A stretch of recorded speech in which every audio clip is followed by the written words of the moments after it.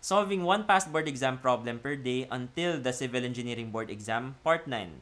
So kahit na-postpone yung board exam, tuloy-tuloy pa rin yung series natin at very relevant yung problem natin ngayon kasi related siya sa flood control. So this is a geohydro problem na lumabas noong April 2025 and it says a rigid gate of a flood control structure in a river is 6 meters wide by 4 meters high and weighs 10 kilonewtons. With its longer edge horizontal, it is moved up.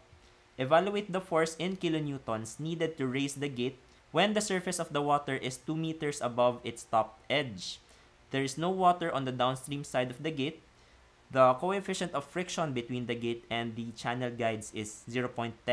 Neglect the buoyant effect of the water on the gate and the weight of the cables connected to the gate. So medyo mahaba yung pagkaka-describe sa problem natin. Important din na marunong kayo mag-visualize or mag-draw kung ano ba yung dinidescribe sa ating problem. Kasi, tulad ng question na ito, walang figure na binigay. So, kailangan ma-draw nyo ng tama. Paano siya i-draw? Una, i-draw natin yung gate na 6 meters wide by 4 meters high daw. Pero yung view na gagamitin natin dito is yung side view niya. Kung saan ang nakikita lang natin ay yung 4 meters high. So, ganyan yung itsura ng ating gate. Imagine nyo na lang na yung 6 meters wide ay into the page.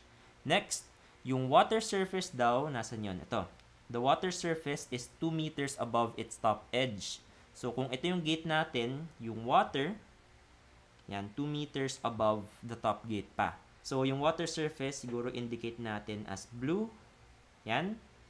2 meters daw siya. And how you indicate water surface is mag-draw kayo ng triangle dyan and 3 lines dito. Yan. That says, ito yung start ng ating water surface. So, draw natin yung dimensions. 2 meters daw ito. Ito naman, 4 meter height. Next, i-draw na rin natin yung floor. So, ganyan. And yun, nakompleto na natin yung drawing. Next, i-draw naman natin yung mga forces na nag-a-act sa gate. Una, yung 10 kilonewton na weight daw ng gate. So, sulat natin yan. Next, yung unknown force na pinapasolve sa atin. So, ano daw yung force na kailangan para ma-lift nyo yung gate pataas. So, let's call this F. And ano pa? Dahil meron tayong water surface na nandito, merong hydrostatic force siyang ina-apply sa ating gate. At naalala nyo ba kung anong formula yon? Yung hydrostatic force is equal to gamma H bar A. Kung saan yung gamma is yung specific weight ng water, H bar is yung vertical distance from the water surface papunta sa centroid ng gate, and A is yung area ng ating gate.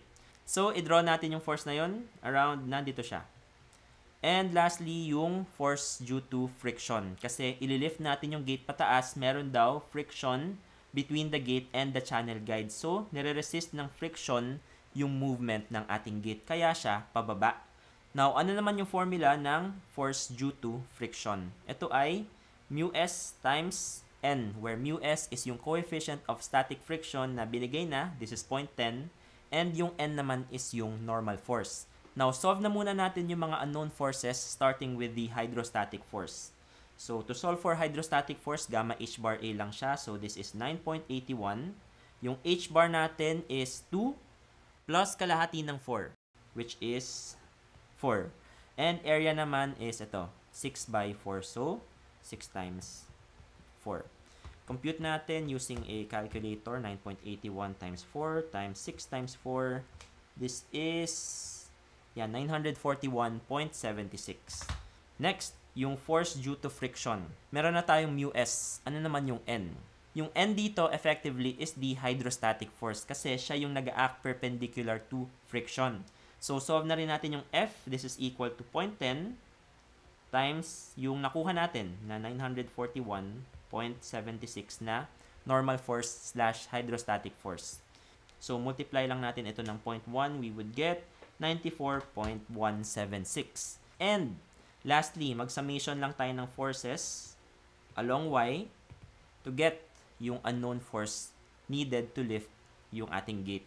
So, F is equal to 10 kilonewton na weight plus 94.176. This is equal to 104.176 kilonewtons.